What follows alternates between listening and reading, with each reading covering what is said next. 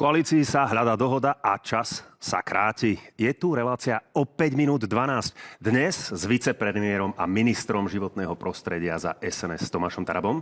Príjemný dobrý deň, ďakujem za pozvanie. A podpredsedom Progresívneho Slovenska a poslancom Ivanom Štefunkom. Dobrý deň, prajem. Dobrý deň páni. Ostáva doslova už iba pár hodín do naplnenia termínu, ktorý stanovil premiér. Do pondelka dal koaličným partnerom čas, aby prišli s riešením, ako zabezpečiť v parlamente väčšinu. V opačnom prípade spor rozsekne on. Pán Taraba, bude to teda dohoda, alebo zostane rozúzlenie týchto vzťahov v rukách premiéra? Ja si myslím, že každému je jasné, že to rozuzlenie urobí pán premiér a aj z môjho pohľadu je to taká súčasť dohody. Každý vie, že poslanci, ktorí odišli či už z Hlasu alebo z SNS, tak chcú komunikovať s pánom premiérom. Tak pán premiér zajtra ohlasí z môjho pohľadu to, čo medzi riadkami každý vie, že Slovenskej národnej strane zoberie šport a cestovný ruch a Hlasu zoberie tiež jeden rezort. Ten šport a cestovný ruch sa už dlhšie spomína v tejto súvislosti, ale sa ozvali aj tie stavovské organizácie z tohto rezortu. Jednak Zväz cestovného ruchu, ale aj Asociácia hotelov reštaurácií povedali, že nevidia radi, že sa politikárči práve s týmto rezortom. Postavili sa za Dušana Keketyho ako ministra a tvrdia, že tam naštartovali isté procesy, ktoré si vyžadujú kontinuitu. Zachová tú kontinuitu aj Rudolf Huliak, pokiaľ teda sa ujme tohto rezortu, respektíve jeho nominant? Takto, kto bude ministrom, predovšetkým určí premiér. To znamená, že považujem za absolútne normálne, že v parlamentnej demokracii nie športové zväzy alebo nejaké stavovské organizácie, ale parlament a vláda určujú politiku. Takže v tejto veci samozrejme ja akceptujem a som rád, že športové zväzy dobre sa im spolupracovalo s pánom Keketym, čo je dobrá vizitka. Je to len dôkaz toho, že naozaj ten rezort prináša pozitívne zmeny do oboch rezortov, ktoré sú dôležité aj z pohľadu výkonu ekonomiky. Myslím si, že máme obrovské stále nedostatky pri podpore cestovného ruchu, veď niektoré štáty naozaj okolo nás majú výrazne významnejší podiel na HDP. Takže to je pozitívna vizitka. Na druhej strane politická realita, keď si vyžaduje, že či na miske váh sú zotrvanie vlády alebo pán Kekety, tak samozrejme o tom to je. Ja vám môžem za seba povedať, že toto je otázka na predsedov koaličných strán. Podpísali... A zmierí sa teda s tým Andrej Danko, ktorý hovorí, že tento rezort je jeho srdcová záležitosť? Pozrite sa, oni traja podpísali koaličnú dohodu, my všetci ostatní môžeme od nich vyžadovať, aby našli dohodu. Som toho názoru, že ak zajtra by žiadna dohoda nemala byť, tak potom treba to ukončiť. Pán Štefunko, nech sa páči, môžete reagovať. Ak sa pozrieme do radov opozície, tak tam zaznieva prakticky unizono volanie po predčasných voľbách. No ale keď sa bližšie pozrieme do tých radov opozície, tak vidíme, že disponujete 71 hlasmi. To je pomerne ďaleko k 76 hlasom, ktoré potrebujete na povalenie vlády a už ďalej, oveľa ďalej k 90 hlasom, ktoré potrebujete na skrátenie volebného obdobia. Ako ťažíte teda z tej nestability v koalície, aby ste teda dosiahli ten pád vlády a tie predčasné voľby, po ktorých voláte? V prvom rade my voláme po predčasných voľbách preto, lebo táto vláda proste už nevládne. Zoberte si, že táto vláda nevie zabezpečiť riadne fungovanie parlamentu, respektíve nevie spolupracovať s parlamentom. My sme mali naposledy riadnu schôdzu v decembri. Je polovica februára, my nedostávame zákony, ktoré máme schvaľovať. To znamená, že to je prvá vec. Druhá vec, sa tu hádajú proste 3 strany, ktoré sú ešte zložené z viacerých strán, ktoré sa drobia a drobia. Naozaj som rád, že pán Majerský v tej dokrutke povedal a pripomenul to slovo zlepenec, lebo vlastne pán premiér ten termín vymyslel a stále ho otrpával o hlavu bývalej opozícii. Dnes je to vlastne zlepenec na druhu, kde sa strany medzi sebou bijú, kde musia vysielať svojich emisárov ku premiérovi. A pán Taraba teraz povedal, že to je úplne prirodzené, že si teda ako keby, že najstarší brat z rodiny vybere, s kým bude teda tvoriť tú koalíciu. Podľa mňa to vôbec nie je. To je kupčenie s hlasmi, to je proste kupčenie s rezortami a tak ďalej. My tu máme krajinu, kde sa nepríjmajú zákony, kde sa zdražuje, kde proste ľudia sú naozaj že v kritickej situácii. Ešte nás čaká aj dopad transakčné dane a my tu reálne sa bavíme o flekoch. Rozumiete? Že a ja sa teraz ale vrátim späť k tej otázke, že ako chcete teda túto nestabilitu, ktorú popisujete, hovoríte o zlepenci, využiť vo svoj prospech, aby ste dosiahli ten pád vlády? Ste správne spomenuli, my sme opozícia, ale koalícia so 6, 7, 8, 9 hlasmi, ako im to vidia, uvidíme možno aj menej, tak vlastne nemá riadnu legitimitu takýmto spôsobom zasahovať, meniť daňové zákony a tak ďalej, ako to proste robiť dnes. A pokiaľ by teda ale boli predčasné voľby, tak podľa tých aktuálnych prieskumov vám to nevychádza, že by ste to vedeli zložiť inak ako s hnutím Slovensko. Ste pripravení spolupracovať s Igorom Matovičom po voľbách? Myslím, že hnutie Slovensko a Igor Matovič sú dve kategórie. Myslím, že pán Matovič svojim správaním sa vlastne vylúčuje sám, však neustále proste svojich potenciálnych koaličných partnerov ako keby, že osočuje a tak ďalej. Takže pred malou chvíľou Simona Petrík z Progresívneho Slovenska, vaša kolegyňa v teatri, vylúčila spoluprácu s Igorom Matovičom po voľbách. Vy to rozdeľujete, Igor Matovič zvlášť a hnutie Slovensko zvlášť? Dobre to chápem? Ja si myslím, že keď sa niečo volá hnutie, tak to nie je postavené na jednom človeku. Aj my sme hnutie a mali sme medzi tým 4 predsedov a existuje proste nejaký demokratický postup v každej normálnej strane alebo hnutí a myslím si, že si hnutie Slovensko musí urobiť poriadok u seba doma.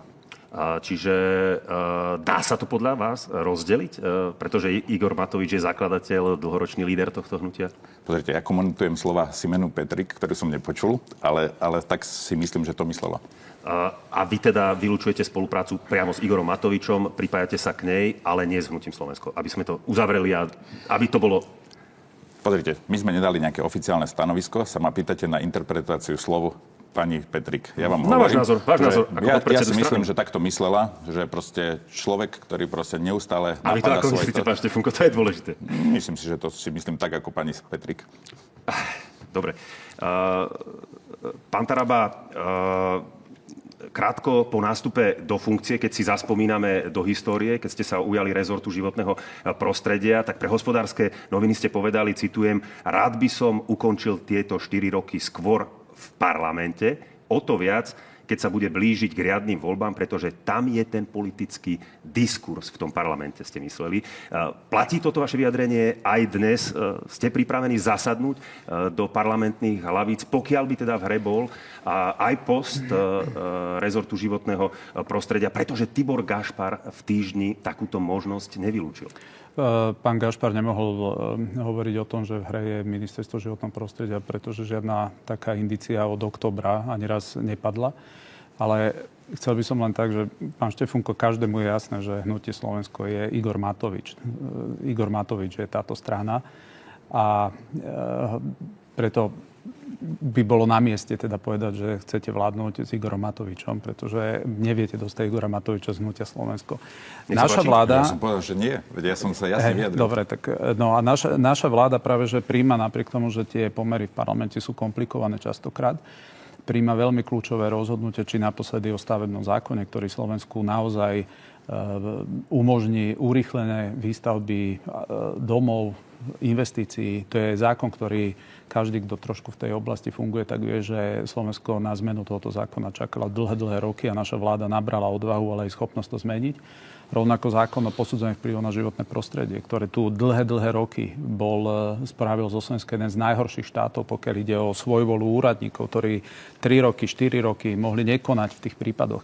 To sú kľúčové zákony, ktoré sa nám podarilo presadiť, ale s čím súhlasím a preto ja nabádam pána premiéra, aby zajtra túto vec doriešil, pretože odmietame naozaj aj my vo vláde byť obeťami neustálých mediálnych výstupov, že my nevieme ani vlastnú prácu komunikovať, lebo stále sa tu rieši, kto kde bude. S tým súhlasím a preto som veľmi rád, že pán premiér dal termín buď jún, alebo sa to zajtra vyrieši. Pokiaľ k vašej otázke... Späť k otázke. Viete si predstaviť tú situáciu, že by ste sa ešte počas volebného obdobia vrátili späť do parlamentu krátko po nástupe do tej vašej funkcie? Ste takýto zámer mali? Ja mám nejakú víziu, čo chcem na ministerstve životného prostredia spraviť a naplniť.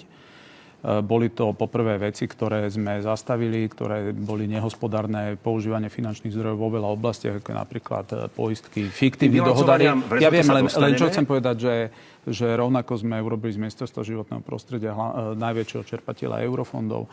A ja keď nadobudnem pocit, že naozaj som naplnil to, čo som chcel na Ministerstve životného prostredia, stále platí to, že ja politiku mám rád a ja nemám problém sa vrátiť. Ale to nie je otázka týchto týždňov ani mesiacov. To, kde skončím ja volebné obdobie, či v parlamente alebo v vláde, to je samozrejme otvorené. Ja sa vôbec nebraním vrátiť sa do parlamentu, ak to ja uznám závodné, že nemám už v tom rezorte ako keby čo viac dať a poviem si, že možno pred voľbami chcem robiť viac politiku. Pán Traba, ešte keď sa vrátim k tomu spomínanému rozhovoru z pred roka, tak tam ste hovorili aj to, že po 4 rokoch by ste opäť chceli kandidovať za SNS. Stále to platí? Lebo v tom otvorenom liste Andreja Danka sa hovorí, citujem, dokonca núkate miesto na svojej kandidátke i mojim ministrom, to hovoril premiérovi Robertovi Ficovi takúto výtku Andrej Danko.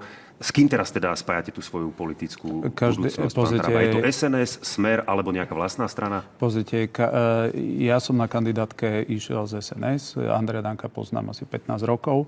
Moju budúcnosť prvú budem riešiť politickú s Andrejom Dankom a z SNS. Viete, že nie som členom, nedostal som ponuku byť členom. Napriek tomu som nominant, zastávam a plním program SNS tejto vláde. A určite môžem povedať, že ja budem mať pred voľbami primárne debatu z SNS. To je moje postavenie. Pán Štefunko, keď sa ešte vrátim späť k tým predvolebným prieskumom, tak na tej hranici tých 5%, respektíve aj pod nimi, je viacero strán z toho pravicovo-stredového politického spektra, ktorí by mohli byť vašimi potenciálnymi koaličnými partnermi. Čo robíte preto, aby tieto hlasy neprepadli? V tejto súvislosti sa najmä spomínajú demokrati. Tak my sme najsilnejšou opozičnou stranou, alebo najsilnejšou stranou teraz v slovenskom politickom spektre a vyžaduje si to určitú zodpovednosť. To znamená, že snažíme sa s každým z nich komunikovať,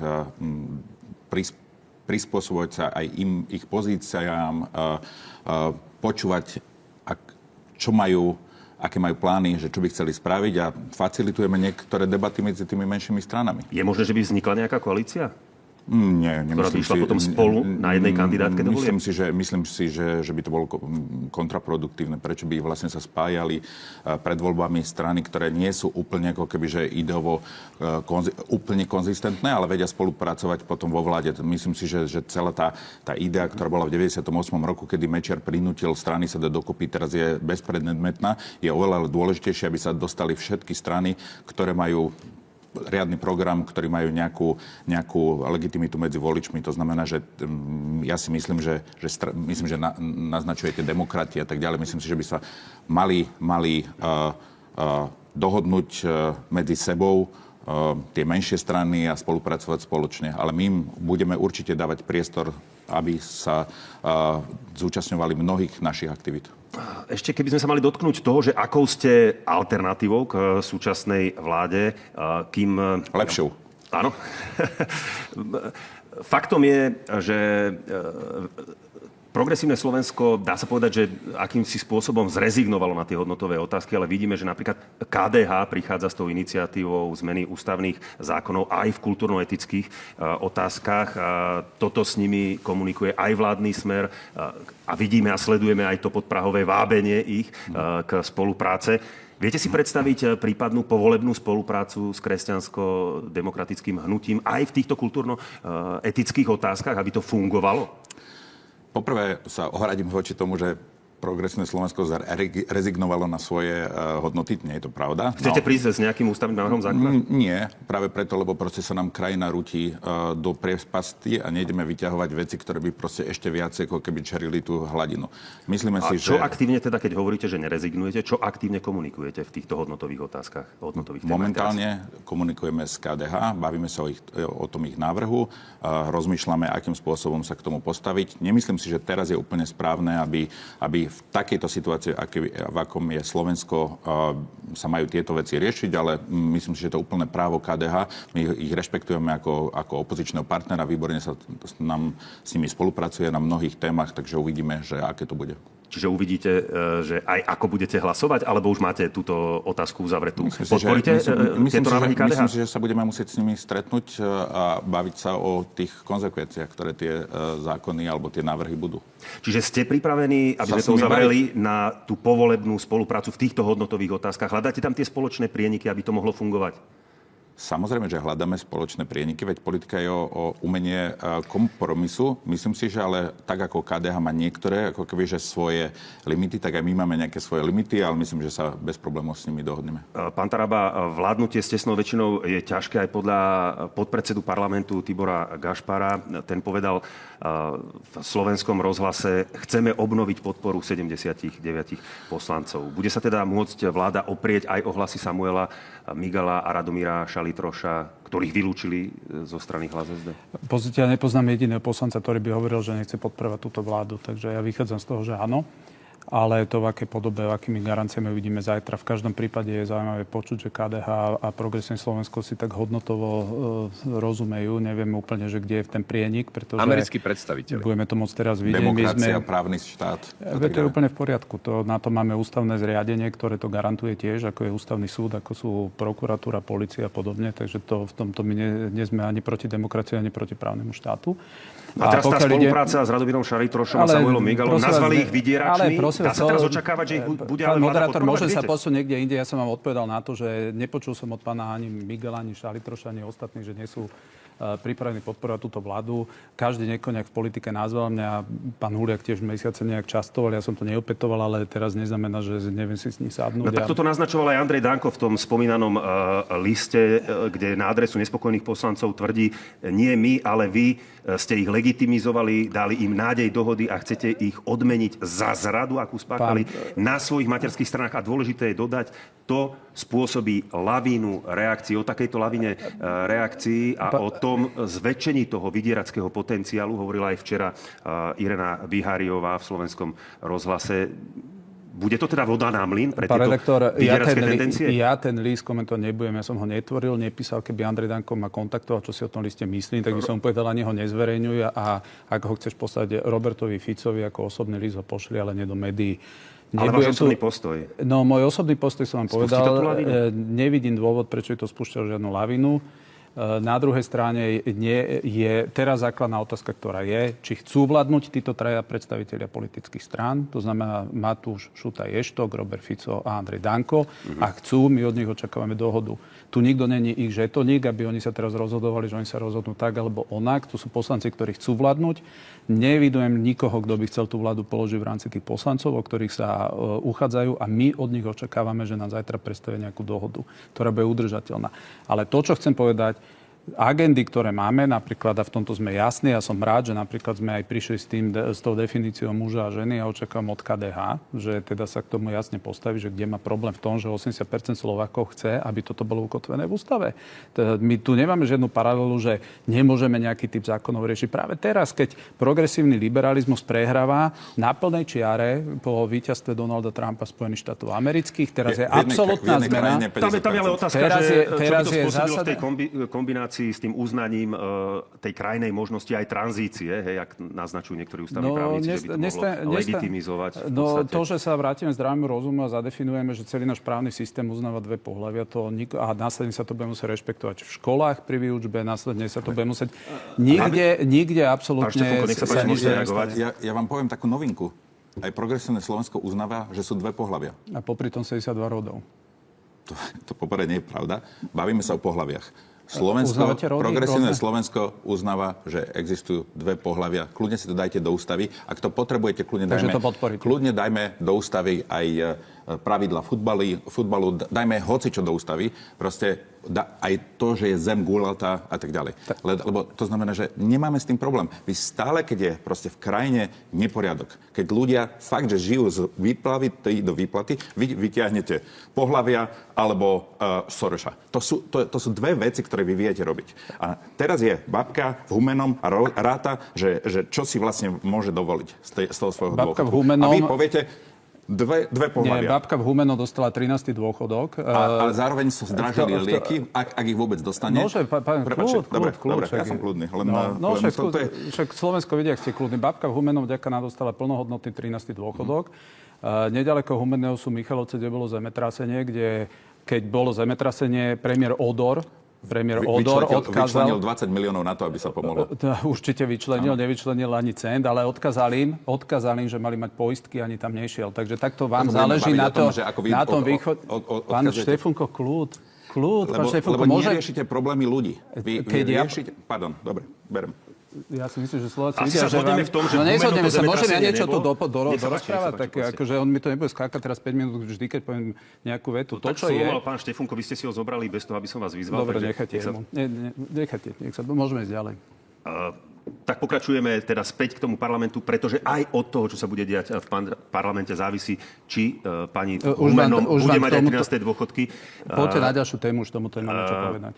Podľa doterajších vyjadrení, pán Štefunko, opozičné strany nerokujú s nespokojnými poslancami. Nie je to možno chyba, ak potrebujete to prečíslenie v parlamente?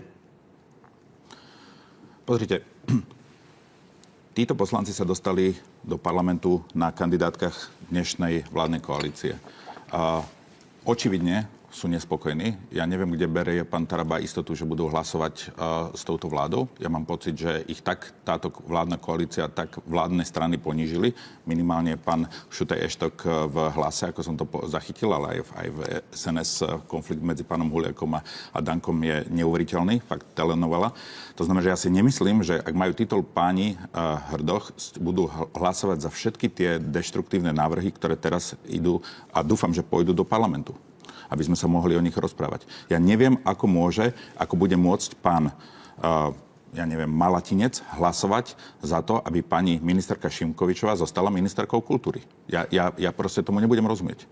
Pán Štefunko, aby sme tú tému parlamentnú teda ešte uzavreli, tak vidíme, že strana SAS píše programové vyhlásenie vlády pre prípad predčasných volieb, ale aj teda riadnych volieb. Toto považujete za štandardný postup? A respektíve nemala by to robiť líder opozície teda?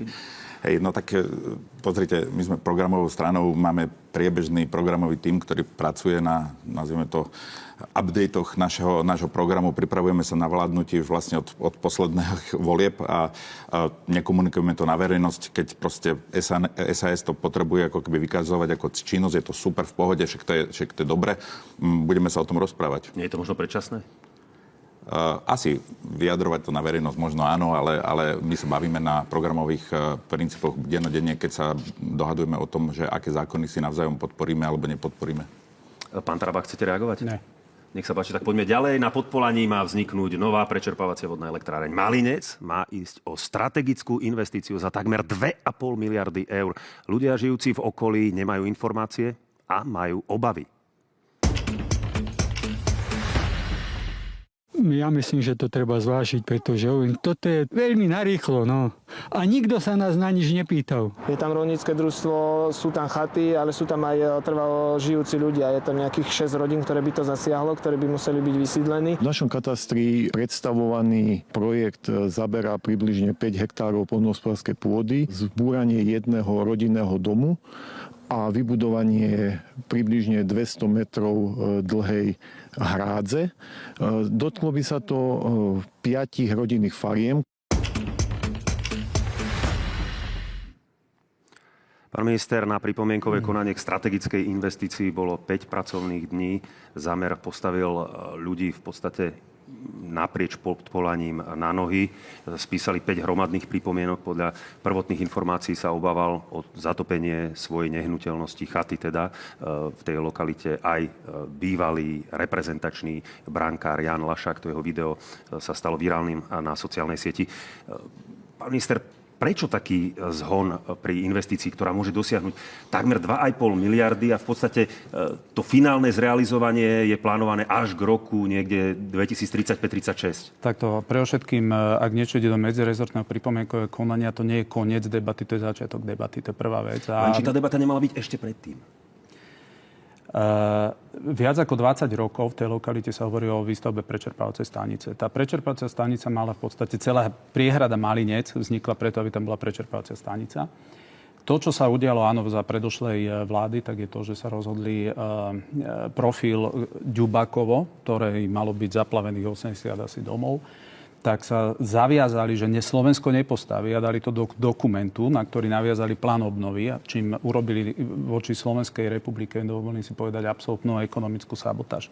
To, čo je dnes, prečerpávacia stanica je najekologickejšia forma výroby špičkovej elektrickej energie. Najekologickejšie. Aby to ľudia porozumeli, ja teraz verím, že keď som vám tu nechal čas, že mi aspoň necháte súvislé 3 minúty, alebo 2. Tým, že všetci chcú obnoviteľné zdroje elektrickej energie, najmä okolité štáty sú veľmi výrazne vystavané na veterných parkoch alebo na solári, tak to funguje tak, že keď nefúka vietor alebo nesvieti slnko, zrazu vám v elektrickej sieti klesne dodávka stabilného zdroja. A keďže celá európska sieť je výrazne prepojená, tak má to obrovské dopady na udržanie stability elektriny v rozvodovej sústave. Aj ten opačný výkyv na opačnej strane, keď zasvieti slnko. A keď je veľa toho, tak zrazu vtedy potrebujú rýchlo míňať elektrickú energiu a premieňajú na teplo a vypúšťajú to do atmosféry, čím len teda zrýchľujú to globálne oteplovanie. A riešenia na toto máte len dve. Buď máte uholné elektrárne, ktoré sme my vypli v Novákoch a vo Vojanoch, ktoré plnili túto úlohu. Alebo máte prečerpávacie stanice, kde jediné, čo je voda. A tá voda, keď máte veľa elektrickej energie a potrebujete minúť, tak ju nemusíte meniť na teplo a vypúšťať do atmosféry, ale vytlačíte vodu na vyšší stupeň. A keď zase elektrické energie málo, a vtedy to je špičková elektrina v špičkách, ktorá stojí vtedy 300 niekedy eur za megawatt, 400, mali sme 500, my máme teraz tie čísla kvôli Gabčíkovu, tak tú vodu pustíte dole, vyrobí vám tú elektrickú energiu. Nič ekologickejšie, čistejšie a výnosnejšie v týchto časoch nie je. Minulý rok Mochovce vygenerovali 800 miliónov eur zisku. Táto prečerpávacia stanica pri Ďubákove mala mať 600 megawatov.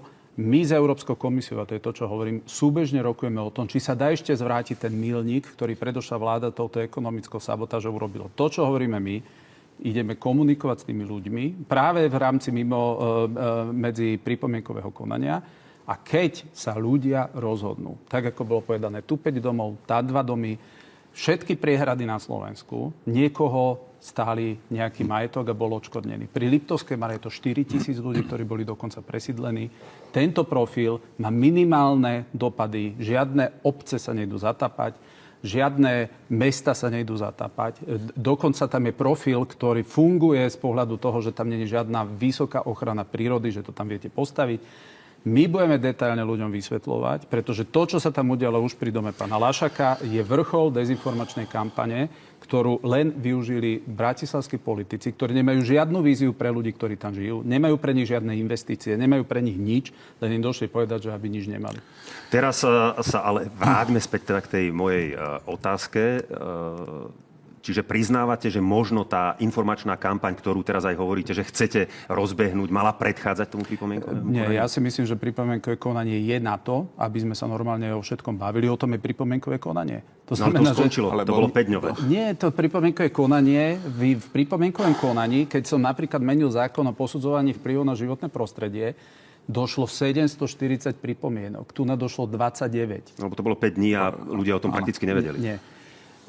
Tak snáď mi nechcete povedať, že ľudia o tom nevedeli, keď celé Slovensko to tu rieši od prvého dňa. No samozrejme, že o tom vedeli. A dokonca tam prišlo, myslím, 5 hromadných. Áno. Pri posudzovaní vplyvu na životné prostredie ich došlo, zdá sa mi, 45 zásadných pripomienok. A na to je pripomienkové konanie, že teraz to bude trvať mesiace, kým sa s tými pripomienkami vysporiadate. A to, čo chcem ja povedať, ak na strednom Slovensku jediné rozhodnutie bude, že nechcú, aby tam nič bolo, my nebudeme nikomu tam tlačiť, my nedáme nič na vládu.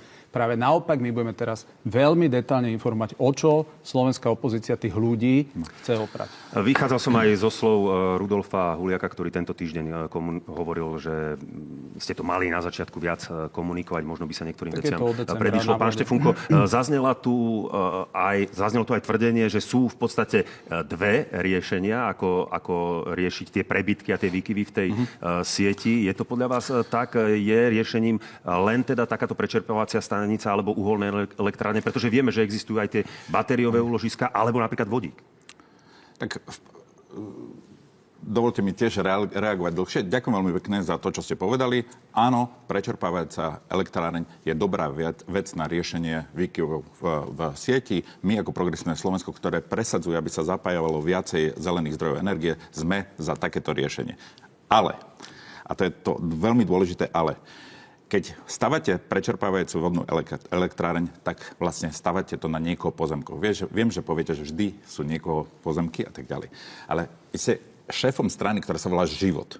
A že ľudia, ktorí žijú na vidieku, proste ich pôda, ktorí si dedia z generácie na generácie, to je ich život, to je vlastne ich súčasť a tak ďalej. A keď vlastne vy viac času venujete Európskej komisii a vysvetľovaniu 3 mesiace, aby oni vám niečo povolili a nepôjdete sa tam pozrieť a nebudete sa baviť s tými ľuďmi, že vlastne o čom je ten ich život, že proste to sú ich pozemky, ktoré buď zdedili, alebo ich nakúpili a tak ďalej. A nebavíte sa s nimi o tom, to znamená, že pre nich je to úplne totálne sklamanie. Po prvé. A po druhé, 5 dní bolo práve preto, lebo ste to chceli zaradiť ako strategickú investíciu.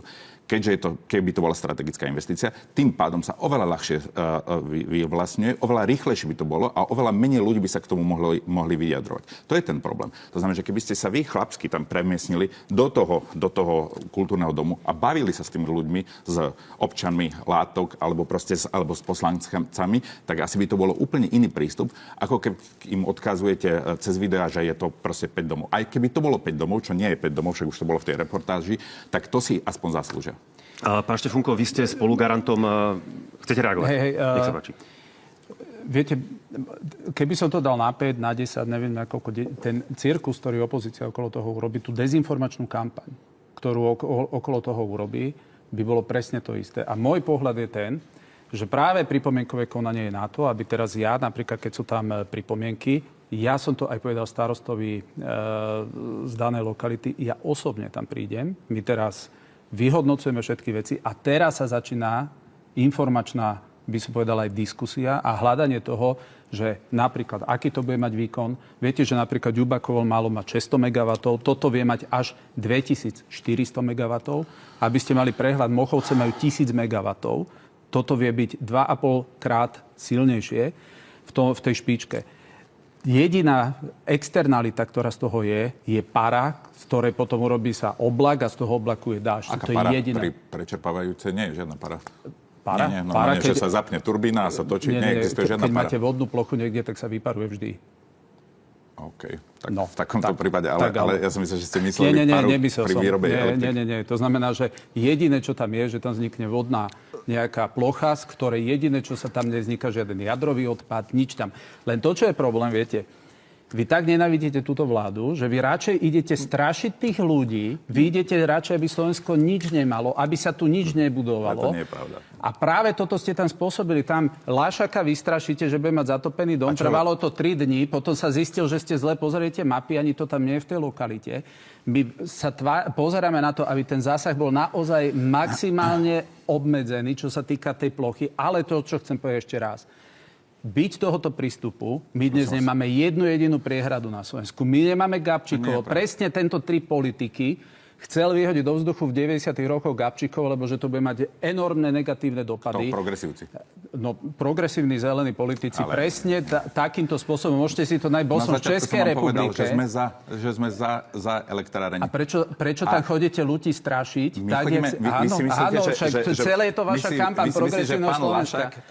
Áno, rýchla reakcia. Vystrašili ste pána Lášaka vy pred tým videom? Ako zase, nerobte z neho. Je to človek, ktorý tam zdedil po svojom starom dedovi proste pôdu.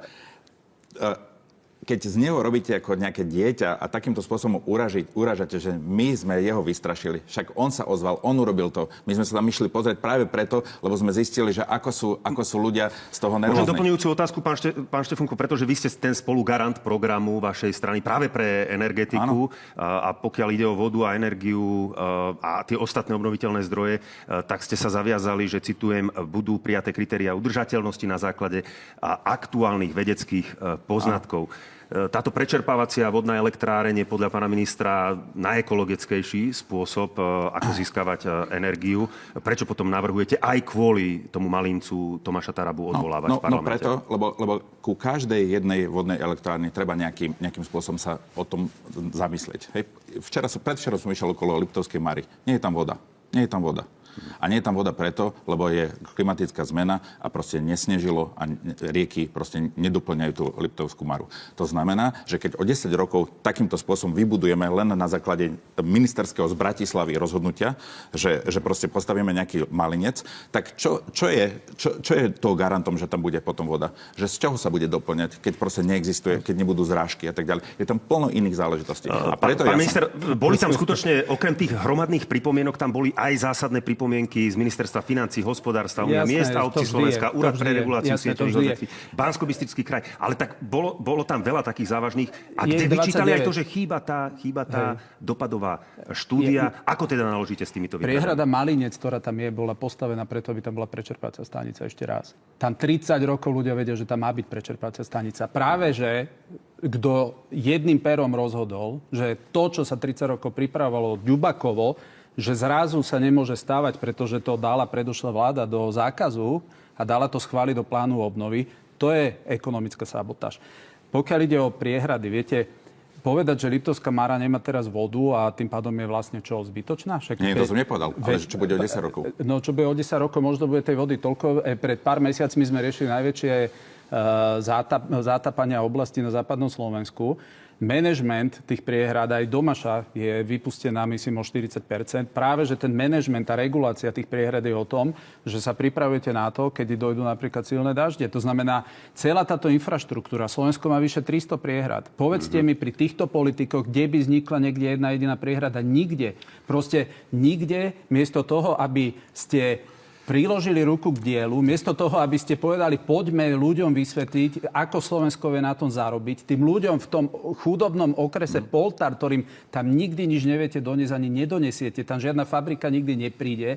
Miesto toho, aby ste ich povzbudili, že toto je absolútne najekologickejšia forma, ktorú tam vedia mať, ktorá im tam donesie miliardy. Slovenská republika to bytostne potrebuje. Vy ste inteligentný človek, ktorý rozumie energetike. Slovenské elektrárne povedali, že okamžite do toho by išli, keby mohli, ale toto je štátny projekt. To není, že to tam niekto ide vykupovať. A to, čo chcem povedať... Je to štátny projekt, alebo do toho vstúpia Slovenské elektrárne? Slovenské elektrárne sú len z jednej tretiny. Ja hovorím práve... štátne. No a práve Ďubakovo boli Slovenské elektrárne, ale Slovenské elektrárne dali výstup, že akceptujú, že tento projekt chce robiť štát, pretože vodohospodárska výstavba je 100% štátny podnik. Vodohospodárska výstavba a Slovenský vodohospodársky podnik tam vlastnia pozemky v Malinci. Malinec je v podstate SVP. To znamená, tento profil, a ja mám vážne podozrenia, môj pocit je, pretože to, čo sa tu dialo v minulosti, máte strašne veľa priehrad, kde zrazu vznikli nájomné zmluvy, lebo vykúpili pozemky pod priehradami od kadejakých práve babiek a dostali potom miliónové kontrakty od Slovenského vodohospodárskeho podniku, ktorý si prenajíma. A tomu, čo ja som sa aj chcel vyhnúť a chcem sa vyhnúť, pretože ja zastupujem štát a štátne záujmy, aby tam nenabehli špekulanti, ktorí tam začnú vykupovať práve teraz tie pozemky.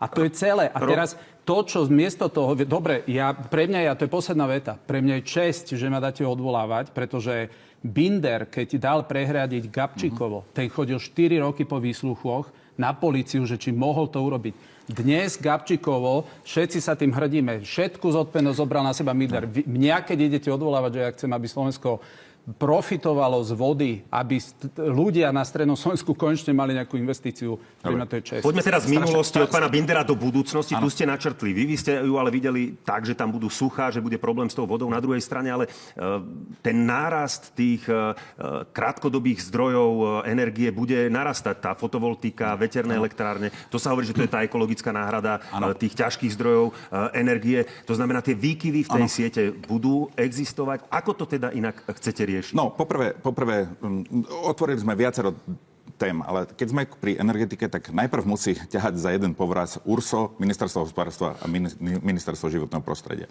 Keď URSO povie, že nie batériové úložiska, Ministerstvo hospodárstva povie, že áno, Ministerstvo životného prostredia povie, že ide týmto smerom prečerpávajúcich vodných elektrární, tak asi to nie je veľmi koncepčné. Hej? To znamená, že my chceme, normálne prídeme na férovú diskusiu za okrúhlym stolom, kde budú všetci a veľmi tam budem zodpovedne a nazvime to efektívne sa vyjadrovať v súlade s našim programom, ale aj v súlade s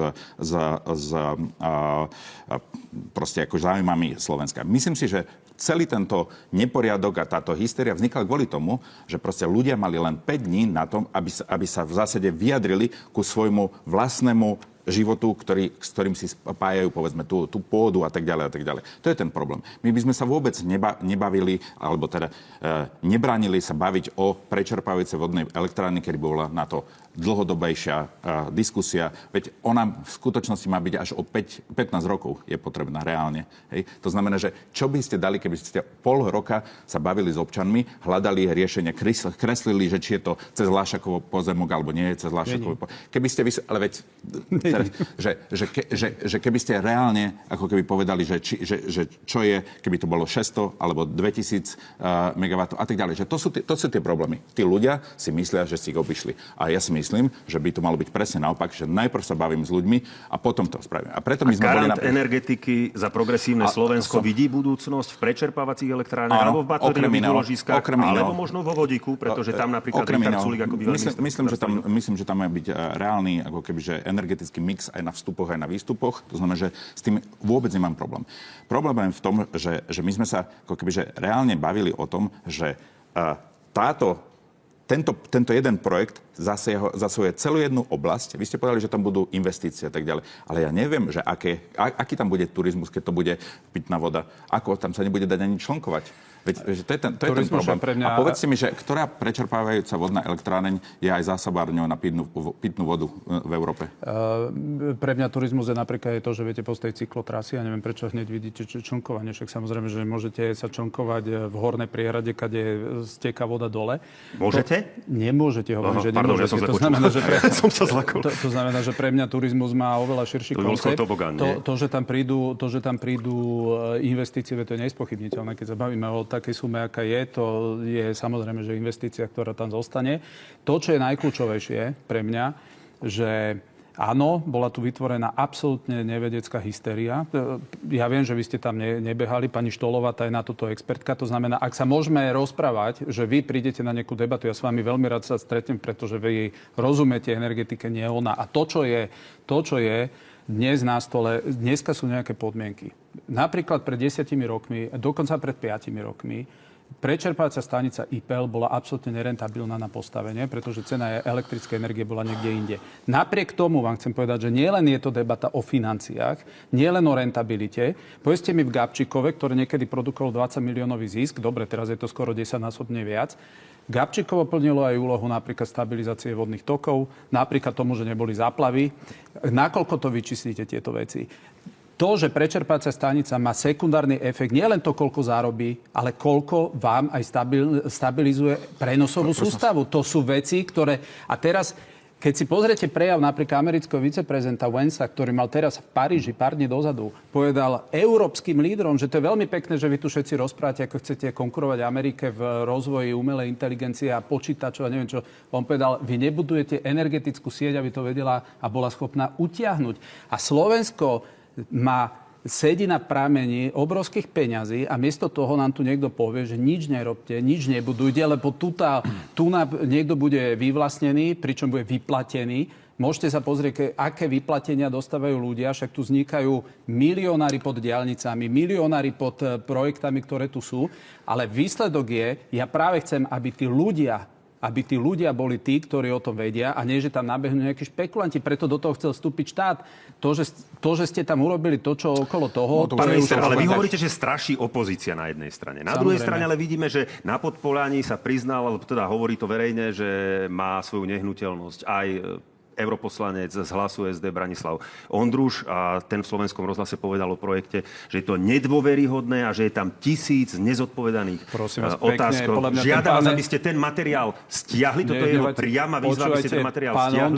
Komunikujte s ním o tom, respektíve so zástupcami strany Hlas SD na vláde. Slovenské elektrárne, vodári, geológovia, ktorí sa 20 rokov venujú tej lokalite, tak snad tomu rozumejú viac ako pán Ondruš. Pán Ondruš mohol mi zatelefonovať, neviem, čo tu pán Ondruš hrá, čo tam má dom tiež niekde. To znamená, no tak vidíte, tak oni sú všetci v konfliktoch záujmoch, keď to tak poviem. Takže pán Ondruš môže dojsť na odbornú debatu, lebo vám garantujem, že pán Ondruš, možno on nevie 1000... Ale komunikujete to s vedením Hlasu? tento projekt? Máte ich Áno, s súhlas? Matúšom Eštokom to komunikujeme. Prosím, chcel by som len reagovať. Poprvé by som sa chcel zapýtať pani Štolovej. Pani Štolová je odborníčka na životné prostredie. Venovala sa rôznym oblastiam, napríklad pri strategických investíciách. Veľmi si dávala pozor na to, aby ten zákon o strategických investíciách práve sa vyhol takýmto problémom, aký máme dnes, že sa obchádza verejnosť, že sa obchádzajú štandardy životného prostredia. To znamená, že vy ste minister životného prostredia a máte v nej oponentku, ktorá je na úrovni, takže by som ako keby, že poprosil, aby ste ako keby ju... Ale ja ju nemusím odborne rešpektovať. A druhá vec je, že keď ste hovorili o tom, že tá elektráreň bude do 5 až 7 rokov zisková, a teraz hovoríte, že má to aj iné ako... Áno, má. To znamená, že bude zisková do 5 až 7 rokov? Bude a má to aj iné efekty. To znamená, že štát zainvestuje 2,5 miliardy eur do tohoto a vlastne a zisk za 5 rokov, proste to znamená, že... Podľa veľkosti. Prosím? 5 až 7 5 až 7, to znamená, že keby pri 5, to znamená, že 500 miliónov eur zarobí tá prečerpávajúca. Áno, podľa veľkosti, podľa špičky cien, ktoré tu sú na trhu. A áno, to, že to má vedľajší efekt, ktorý má obrovské miliardové výhody, napríklad to, že vám neskolabuje napríklad prenosová sústava, tak to samozrejme, že... Takže pán minister, ale kde chcete... Doplním otázku, len veľmi telegraficky. Kde na to chcete zobrať peniaze? Pretože hovoríte, že vodohospodárska výstavba to má realizovať, ale vieme, že vodohospodárska výstavba aktuálne má realizovať aj Gabčíkovo, a teda obnovu tých turbín, čo má byť tiež významný projekt a strategická investícia. Áno. Bude ona, vodohospodárska výstavba, schopná zvládať paralelne takéto dve masívne výstavby? Vieme, že za ostatné obdobie mala vyše 100 miliónové zisky. Viete čo, dnes extrémne praje takýmto projektom trh, extrémne prajú ceny. Práve preto napríklad elektrárne Mochovci dokázali refinancovať 3,5 miliardy eur minulý rok a dokonca majú teraz úver, že nemajú založené ani aktíva v podobe tej jadrovej elektrárne. Takže dnešná situácia na trhu je presne taká, že keď tu my budeme teraz meditovať roky, že či tu na 5 domov, alebo nie. A budeme sa o tom 5 rokov tu nabaviť kvôli progresívnemu Slovensku. Nepovedal som 5 rokov, povedal som... Tak nám ujde opäť vlak. Ujde nám vlak. Riešenia, to, čo... Ešte viac som bol šokovaný, že áno, v tomto ťažení proti najekologickejšiemu zdroju elektrickej energie, najekologickejšiemu, lebo vy ste spomenuli vodík. Viete, z čoho vodík? Potrebujete elektrolízu. Ale keď sa bavíme, viete, v takých dlhodobých horizontoch nie je možno strategickejšie, lepšie vsadiť na nejakú novú technológiu, ktorá teraz sa vyvíja. Vieme, že v Rakúsku, vieme, že v susednom... A z čoho sa vyrába vodík?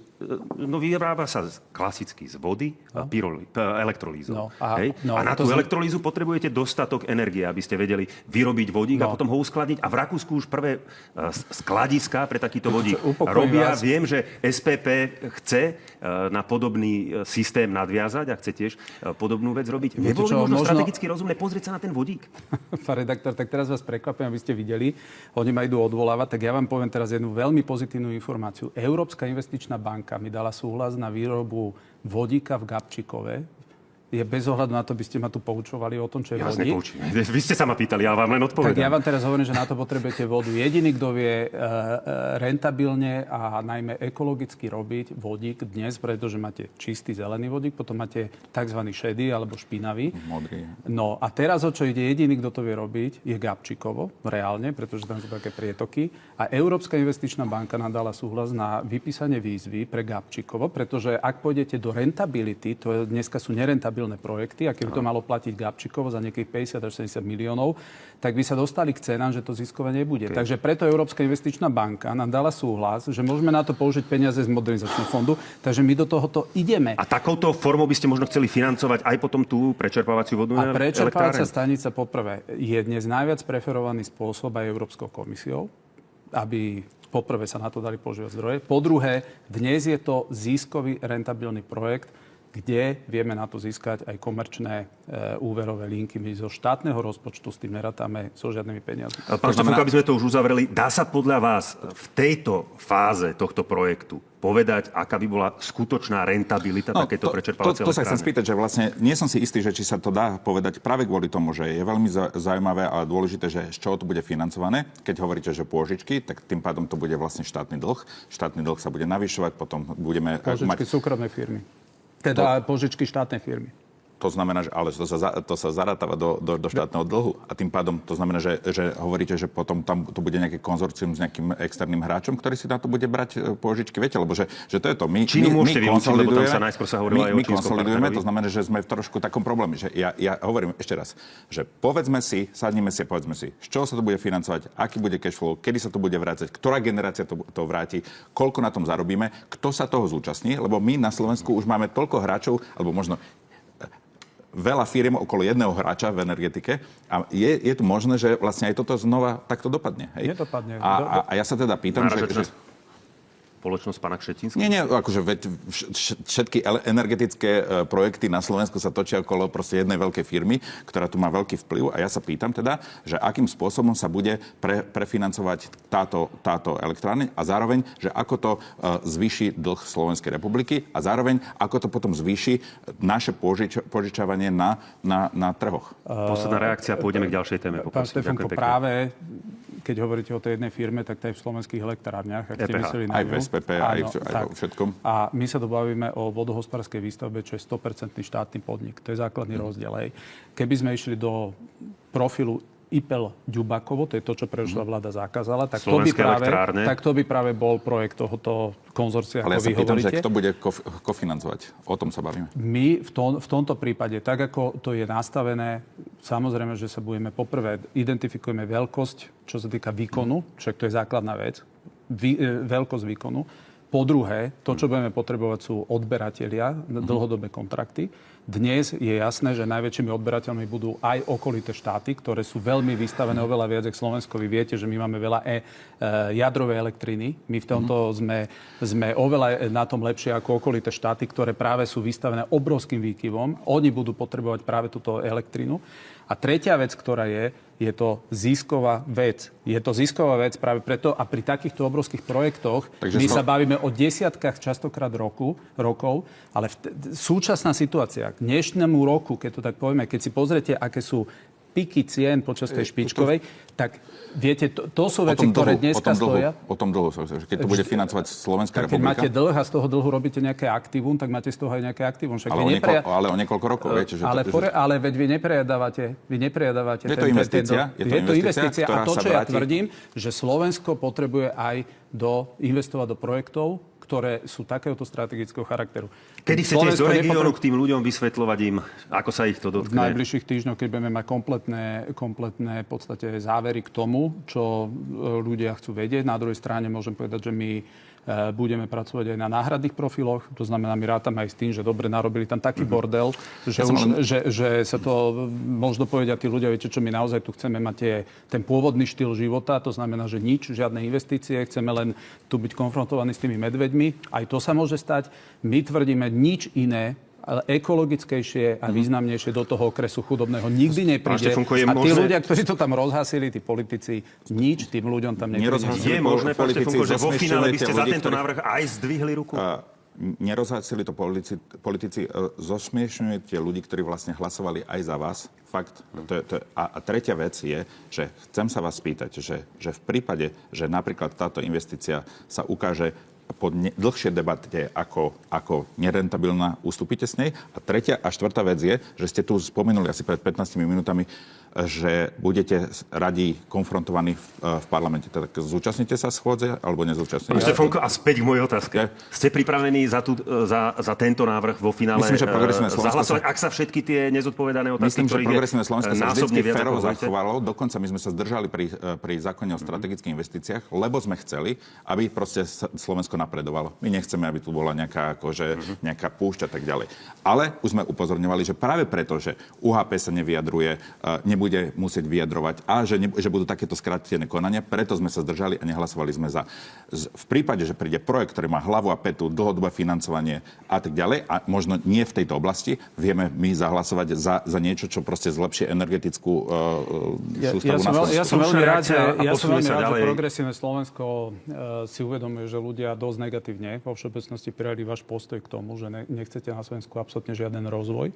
To, čo ste predvedli vy v tejto lokalite, vy ktorí ste sa tvárili, že ste vždy zelení, že ste na strane zelenej energie a podobne, tak v skutočnosti ste sa postavili na stranu buď uhlia, alebo ste sa postavili na stranu najneekologickejších vecí, ako je napríklad, že fyzické batérky. Fyzické batérky sú postavené na lítie, to je to, čo tam rozprávali vaši zástupcovia tým ľuďom. Ale som vám to trikrát povedal, že sme za prečerpávajúcu elektráreň. Tak, a ja som rád, že už aj vy vlastne len kritizujete teda, že problém je v komunikácii a nie v tom projekte. Takže to znamená, že máme tu aspoň ujasnené, že ten projekt je dobrý. Pokiaľ ide o druhú... Pokiaľ ide o odvolávanie, ja považujem za dosť bizarné, že opozícia ide odvolávať ministra a podpredsedu vlády a nevedia vyzbierať podpisy ani vo vlastných radoch opozície. To je dosť pre mňa 32 podpisov. Progresívneho Slovenska. Pán Štefunko, aká je akcieschopnosť opozície? Ale bez problémov sa my sme to predĺžili. Lebo pretože videli sme v minulosti, že pri týchto Slovensko. schôdzach nikdy nebolo 71 poslancov a rovnako tak aj tie výbory sa nedarí otvárať. My sme to predložili ako Progresívne Slovensko. Myslím si, že celá opozícia sa zúčastní toho odvolávania. Myslím, že to je taká ako keby, že výhovorka. Ja som si napríklad na vás vážil, že vždycky ste v parlamente diskutovali s tými poslancami. Normálne ste sa prihlásili, aj ste umožnili. A poď, urobte to aj teraz. A bude z toho dobrá debata a bude to preddebata. Pán minister, bude otvorená táto schôdza? Dohovoríte to v koalícii? A s týmto ja žiaden problém nemám. To, či koalícia sa k tomu postaví, že bude chcieť, by som povedal, podporovať legitimitu opozície, ktorá nevie vyzbierať ani vo vlastných radoch. Ale veď to nie je o tom, že či podmienka je 30, dali sme 32. Narýchlo, proste sme to spravili. Celá opozícia povedala, že sa zúčastní. trvať na tom, aby sa tá schôdza otvorila? To ja neviem, jak sa koalícia tomu postaví. Ja si myslím, že to bude výsledok pondelňajších debat. Vy to viete ovplyvniť, ale ako minister? Ja ako minister nemám žiaden problém, aby sa otvoril. Práve preto, že nemám žiaden problém s nimi komunikovať, vždy som tam bol. Ku každej veci som sa vždy prihlásil. Ja snad si nemyslíte, že mám problém akýkoľvek, čo sa týka výmenia si názorov. Ďakujem vám veľmi pekne. Poďme teda do zahraničia. Slovensko totiž budúci týždeň navštíví šéf NATO s prezidentom a predsedom vlády bude Mark Rutte rokovať o zvyšovaní výdavkov na obranu. Pán Štefunko, aká je podľa vás a podľa Progresívneho Slovenska tá optimálna hranica pre nastavenie príspevkov na obranu? Myslím si, že je veľmi komplikované takto od stola znova hovoriť o nejakom percente hneď, ale ja by som to zobral trošku zoširoka. Svet sa predvčerom zmenil. Proste v Mníchove na konferencii prišiel viceprezident Spojených štátov, poučoval celú Európu, vysvetlil, že v zásade Európa sa už nemôže a nemusí spoliehať na Spojené štáty americké. Prejav J.D. Vansa. A tak ďalej. A tým pádom myslím, že Európa má, a možno aj dobré, nôž na krku, aby bola akcieschopnejšia pri svojej vlastnej obrane. To vlastne spôsobilo to, že budú budúci týždeň, neviem presne kedy, myslím, že chceli sa stretnúť v pondelok, možno sa stretnú v útorok, lídri, ktorí chcú ísť ďalej a urobia proste plán na obranný schopnosť Európy a teda aj obranný schopnosť voči agresívnemu Rusku. A tým pádom tam sa asi pravdepodobne dohodnú, že akým spôsobom, koľko budeme musieť investovať do obrany. Viete, Európa bola v tomto taká trošku... nazvime to v takom závetri Spojených štátov amerických, lebo vlastne ako keby, že vždycky bola takým mladším bratom. Spojené štáty americké si proste riešili svoju geopolitiku. My sme boli ako keby veľmi férovo a niekedy až príliš pri nich. Táto éra sa skončila? Aká bude budúcnosť? Myslím, že táto éra sa skončila. Európa si musí zobrať ako keby, že svoju budúcnosť do vlastných rúk. Špeciálne, keď na európskom kontinente sú konflikty, ktoré sa ich priamo týkajú. Týkajú sa aj energetickej bezpečnosti a tak ďalej. A tým pádom si bude musieť Európa uvedomiť, že napríklad tie rozpočtové limity, ktoré napríklad momentálne mnohé krajiny majú svoje dlhové brzdy, ako máme aj my, hej, napríklad Nemci.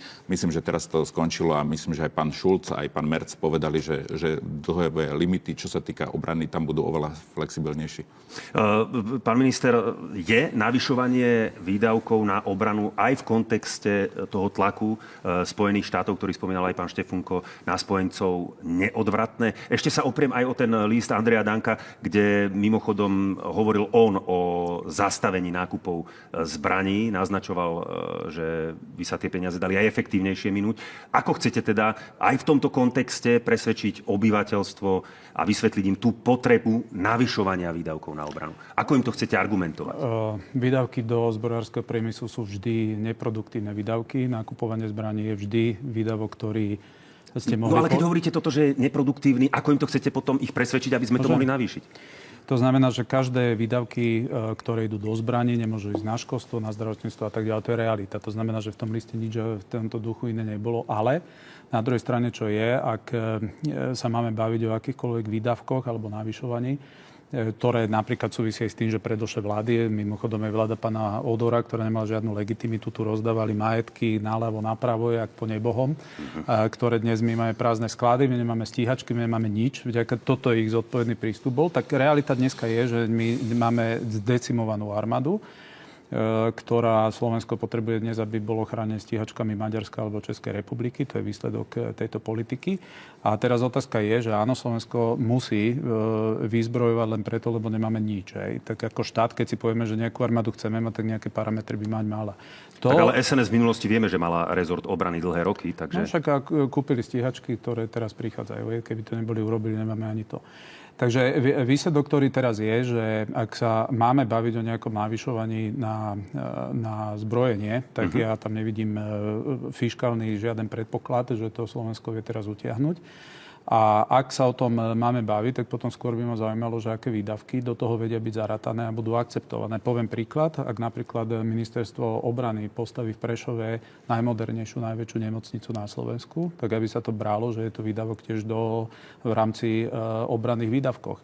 Ak sa budú opravovať nejaké cesty a bude sa to vedieť zakomponovať, že spadajú v podstate pod tieto výdavky, tak potom to je niečo také, čo je prínosom aj pre civilné obyvateľstvo. Takže toto je otázka, ale ja súhlasím s jednou vecou. Prejav pána viceprezidenta Spojených štátov amerických, totálna geopolitická zmena. Spojené štáty americké jasne ukázali, čo si myslia o progresívnych elitách v Bruseli, ktoré sa boja internetu, ktoré sa boja slobody slova, ktoré sa boja férových volieb. Áno, je to obrovská zmena a myslím si, že v Európe postupne s tým bude čoraz väčší problém. Nebojme sa ani férových volieb. Čo kritizovali je to, že proste zahraničné vplyvy v Rumunsku dali strašne veľa peňazí do toho, aby ovplyvnili zvonku voľby. To hovoril. To je prvá vec. Druhá vec, že asi Spojené štáty americké majú úplne iný pohľad momentálne na demokraciu, ako sú v Európe. Že nerozumie, tam bola výtka, že nerozumie vlastným občanom Európa. No, tak viete, že ono je tak, že 50% ľudí volilo Trumpa alebo 51%, že to je ako keby, že nie celá Amerika sa zmenila. Ja by som sa pozrel na Európu. To, že niektoré strany, teda niektoré krajiny majú nárast extrémizmu, neznamená, že proste valcujú. Nemáme okrem jednej krajiny, myslím, že momentálne extrémistov a myslím, že Európa sa voči tomu ubráni. Vytýka rovnako tak aj cenzúru v Európe. Je to také celkom paradoxné, keďže vieme, že majiteľ sociálnej siete X dostal vlastne svoje miesto. To je neuveriteľné, veď ako keby, že Európa má vo svojej ústavnej tradícii, že nemôžete mať ako keby hate speech, ale teda nemôžete fakt, že tá demokracia nemá limity, nemôžete na niekoho si vymýšľať veci a tak ďalej. Proste to je ako keby, že ústavná a tlačová tradícia v Európe. To, že v Amerike to dlho tak nebolo a teraz to tak je, to je úplne iná vec. Myslím si, že celý ten prejav v skutočnosti vôbec nebol o odbaranej politike, ale bolo to poučovanie zo strany Ameriky, Európy a myslím si, že to ukázalo vážnu trhlinu medzi dôverou a Európa by mala zobrať. Presne to, čo pán viceprezident povedal, je, že ak naše demokracie sa boja toho, že sú tak na hlinených nohách postavené, že nejaká 100-tisícová alebo pár tisícová kampaň nejakého štátu ohrozí celé demokratické zriadenie, tak asi tie demokracie až také pevné nie sú. Pozrite, ak niekto toto, čo vy nazývate ten hate speech, to je vlastne všetko, čo sa povie proti progresívnemu liberalizmu, to je hate speech. Ak niekto povie, že není 72 rodov, tak to je hate speech. Hate speech je úplne všetko, čo vy zadefinujete. A keď niekto, ako vy hovoríte, že v Európe nie je tradícia niekoho očerňovať, klamať bezbrehov, no tak inak by nemohol denník N, SME a Aktuality fungovať. Takže to, že fungujú na Slovensku, to je vidieť, že táto politika tu absolútne žiadnym problémom nie je. A na to sú súdy. Keď niekto má pocit, že je nejakým spôsobom dotknutý, na to nepotrebuje progresívnych liberálov, aby povedali, že vy nemôžete vyjadrovať svoj názor. Na to sú súdy, nech sa niekto obratí a ten rozhodne. Takže práve to, že vy ste začali v celej Európe politické elity definovať, že nedaj Bože, aby si priemerný Európan vlastným rozumom niečo nevyhodnocoval, aby vlastným rozumom, tak vy ho chcete polosocialisticky takto navádzať, my ti vysvetlíme, čo si môžeš myslieť, čo môžeš povedať a tak ďalej.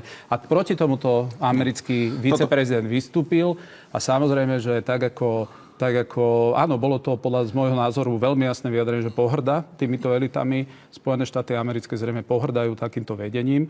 V Európe tiež tie pohyby nejak sa prebudzajú, ale na druhej strane už to, ako sa Amerika postavila k účasti Európy za tým mierovým okrúhlym stolom, tak to je tiež dôkaz toho, že v Európskej únii až takú váhu nedávajú.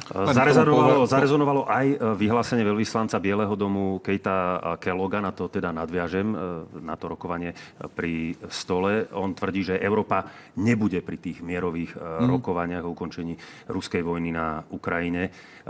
Hovorím vám to s plnou úprimnosťou. Toto povedal, to je jeho citát. Je to v bezpečnostnom záujme Slovenska, Európskej únie, aby boli súčasťou týchto mierových rokovaní? Absolútne nie. Poviem vám dve historické paralely. Poprvé, v Európe máme preto taký prísnejší spôsob, akým spôsobom posudzujeme slobodu slova v úvodzokách, lebo vlastne z toho vznikla druhá svetová vojna, kde proste extrémistické názory naozaj proste zmietli celú jednu skoro civilizáciu a prišli k moci, povedzme, nejaký Hitler a rôzni iní ľudia. To znamená, že to je historická tradícia. A možno, či viete alebo neviete, predtým, ako vznikol Mníchovská zrada, teda o Československu bez Československa, tak tiež bol taký britský veľvyslanec, ktorý chodil a takto sa bavil proste s rôznymi aktérmi, Heinleinom a tak ďalej v Československu. Prišiel s nejakými informáciami a potom vlastne sa urobila konferencia v Mníchove bez toho, aby tam bolo Československo. To znamená, že myslím si, že to je úplne nepriateľné, aby Spojené štáty americké a Rusko sa stretli bez účasti susedov Ukrajiny a vôbec akože sa dohodli na niečom. Nemajú žiadnu legitimitu sa dohodnúť o tom, že čo sa deje v Európskej únii, respektíve v susedských štátoch. A myslím si, že by to vy ako národniar by ste to nemali ako keby sa z toho tešiť, ale myslím, že by sme mali spojiť sily a proste si obraniť to, aby sme naozaj sa rozhodovali. Pán Taraba, rovnaká otázka aj na vás, len ju doplním a rozšírim, ak dovolíte. Tibor Gašpar v Slovenskom rozhlase včera povedal, citujem, chvála Bohu, že Európska únia dnes nebude zrejme pri stole, keď sa bude dohadovať mier, a dodal tiež, že Johnson, teda myslel tým bývalého britského premiéra Borisa Johnsona v roku 2022, Ukrajine zakázal mier, toto povedal. Pozrite, keď to boli istanbulské dohody na začiatku tej vojny, ktoré boli medzi Ruskom a Ukrajinou, vtedy boli tie rokovania, tak vtedy boli na úrovni, že Rusi len tvrdili, zadeklarujte, že Ukrajina nemá miesto v NATO, čo z môjho pohľadu Ukrajina nemá miesto v NATO.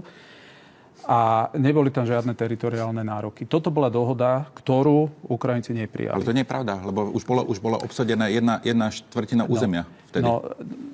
To, čo je vonku, je, že Rusi požadovali len toto, nehovorili, že tam má niečo zostať. Ale to, čo je výsledok tohto celého, že dnes, kde sa nachádzame, tá vojna ide presne tým scenárom ako roky, aspoň z našej strany to opisujeme. Ukrajina je dnes decimovaná, žiadna výhra sa tam nečrta pre Ukrajinu, žiadne tieto hesla, ktoré Zelenský púšťa, že on ich vyženie odtiaľ, no nevyženie ich od nikadiaľ. Nalialo sa tam 350 miliárd, mŕtvych milióny a výsledok je taký, že nachádzame sa vo fáze, že Ukrajina kolabuje tam front. To je realita. A teraz story tu je, že či Európska únia tam má, alebo nemá mať miesto pri tých rokovaniach. Či je to v bezpečnostnom záujme Európy, aby sme zasahovali do tých rokovaní, aby sme boli vplyvní. Pán redaktor, vplyvný. Tak vplyv sa nedá vynúcovať, že sa prihlasím, že prosím vás, považujte ma za vplyvného. Ja som vplyvný, považujte ma. Buď vplyv máte, buď vplyv máte, alebo nemáte a ste rešpektovaní. Dneska situácia je taká, že Robert Fico, keď išiel za Putinom nedávno, vy ste začali, opozícia, robiť následne demonštrácie, lebo že to je zrada, neviem, spojencov, to je zrada mieru, to je zrada Ukrajiny, to je zrada neviem koho. Každý jeden politik Európskej únie, ktorý sa vyjadroval na adresu Orbána alebo podobne len preto, že rozprával, že treba, aby sa tá vojna ukončila za mierovým rokovacím stolom, každému ste dávali nálepku, že je to zradca, je to Putinov troll a tak ďalej. A teraz títo istí ľudia chcú dojsť za ten rokovací stôl. Povedzte mi, čo by tam tí ľudia robili. Povedzte mi, aká je pridaná hodnota tých, ktorí tu 3 roky každého, kto hovoril o miery, nálepkovali, že ten človek je nič iné, len Putinov troll a jeho záujem obhajuje v Európskej únie. A dneska tí ľudia sa hlásia, ktorí nemali žiaden scenár B, nemali žiadnu inú alternatívu, len liať tam peniaze bez kontroly, liať tam zbrane bez zmyslu. A teraz je prosím prosím, zavolajte nás, my chceme k tomu niečo povedať. Nechceli za rokovací stôl, chceli sa zúčastniť debaty o tom, aká bude stratégia voči Putinovi. Je neuveriteľné, že Trump sa telefonoval teda skôr s Putinom ako so Zelenským a ešte aj sa s ním chce stretnúť. To je ako keby nepriateľné, keď dlhé obdobie proste sa podporovala Ukrajina, ktorá, pripomínam, bola napadnutý štát. Sa bráni. Je to aj v našich hlavných dokumentoch. Ešte jeden moment, k tomu znova historická paralela. Keby Winston Churchill mal hovoriť o nákladoch, ktoré Veľká Británia minula do obrany Československa a vôbec ako keby, že demokratického sveta, asi by sa to nedalo, ako keby, že proste buď ste za dobrú vec a ste silní, alebo ste slabí, ako bol Chamberlain. To znamená, že my sa ako Európa máme spojiť a máme naozaj obrániť nášho suseda. Náš sused, to je reálne náš sused. Oni vlastne bojujú za naše životy teraz. A teraz čo chcete vlastne, že Európa tam má ísť čo s armádou, či čo? Nie, hovorím o tom, že Európa má mať svoju vlastnú stratégiu, keď Spojené štáty nechcú... A prečo? Ísť tam? Nie, hovorím, že podporovať Ukrajinu oveľa viacej, ako sa to deje. Oveľa viacej ako doteraz. Takže čo, jadrovú zbraň chcete dať, či čo? Už mali všetko. Už majú všetko? Nemajú všetko. Už majú všetko. A ešte jedna... Takže vy ste za to, aby Európska únia vlastne bojovala proti Rusku na Ukrajine, keď Amerika sa stiahne, tak? Aby Európska únia podporovala Ukrajinu ešte viacej, keď chce Spojené štáty, keď chcú ako keby, že za podporu teraz získať kontrolu nad nerastnými surovinami. Myslím, že to je neuveriteľné, že čo teraz ako keby... Ja považujem, pán redaktor, ja považujem za veľmi férové. Ukrajine? No, keď sa... Máme tu povojnový ako keby bezpečnostnú architektúru, ako je OSN, a teda Bezpečnostná rada. Keď to ona nevie spraviť, lebo vlastne sú tam... Tak Európska únia ako sused, ako partner, ktorý je vlastne aj asociovaný partner Ukrajine, má poskytovať bezpečnostné záruky alebo pomáhať Ukrajine. Ja považujem za veľmi férové, že ste toto otvorene povedali, že vaša vízia, vy ste strana vojny. Nie. Mali ste prezidentského kandidáta, ktorý bol tiež na strane tejto vojny. Presne toto. Vy ste mu dali tú nálepku. Áno, a práve ste sa k tomu krásne prihlasili, že vy dokonca chcete ísť do takého extrému, že keď sa aj tie Spojené štáty teraz už si uvedomujú, že to nemá význam, vy hovoríte, že Európska únia ešte viac sa má v tom konflikte zaangažovať. Toto náš názor nie je. Má pomáhať svojmu susedovi. Má pomáhať svojmu susedovi. Ale snad posielať tam lízatka, nie? Takže nemyslíte lízatka, myslíte tým viac zbraní, myslíte tým väčšiu zaangažovanosť. Posielame zbranie, len nie štátne, ale rôzni lobisti posielajú zo Slovenska. Viac zbraní pre Ukrajinu, o tom hovorí aj Mark Rutte, ktorý tu má byť už tento štvrtok. V pohode, nech rozpráva. Amerika, keď tie zbrane nebude dávať, Amerika, keď dohodne mier. Keď sa pýtate, že prečo bol najskôr Putinovi, no pretože asi Putin má väčší vplyv na dianie teraz na Ukrajine ako Zelenský. Čo má Zelenský? Keď nebude mať západné zbrane, nemá nič. Keď nebude mať áno, keď nebude mať západné peniaze, nemajú nič. To znamená, áno, dneska, či tam bude mier alebo nie, rozhoduje Donald Trump a Putin. A samozrejme, Európska únia práve preto, keď má takýto postoj, ako práve hovoríte vy, tie progresívne, liberálne politické kruhy, že ešte viac sa tam angažuje. Nechápem, prečo potom chcete byť za nejakým mierovým stolom, keď vlastne jediné, čo vy poznáte, vojna. Dôležitá v tejto veci je aj mimoriadny summit, ktorý narýchlo zvoláva francúzsky prezident Emmanuel Macron. Aký mierový? Núdzový summit. Ja aj núdzový summit. A mimoriadny. Podľa poľského ministra zahraničných vecí Radka Sikorského by sa mal uskutočniť už tento pondelok. Pán minister, dá náš premiér prednosť rokovaniu v Elizejskom paláci alebo teda riešeniu koaličných sporov u nás doma? Respektíve dostal pozvánku do Paríža? Pozrite, neviem, či dostal pozvánku, ale je úplne očividné dnes, že Spojené štáty americké prídu s nejakým riešením, ktoré presadzovať budú. Ak európske elity pôjdu touto líniou, že tým pádom ešte viac Európa sa tam má vojensky zaangažovať, my do toho nepôjdeme. Práve preto sme veľmi skeptickí aj akékoľvek vízie spoločnej. Nepovedal som vojensky. A čo, lízatka? Nie, podporovať Ukrajinu finančne a ľudskými zdrojmi. Dobre, to znamená, nepovedal som vojensky. Stále chcete nalepiť nejakú nálepku, ako ste nalepili Korčokovi, že kandidát vojny, čo vôbec nie je pravda.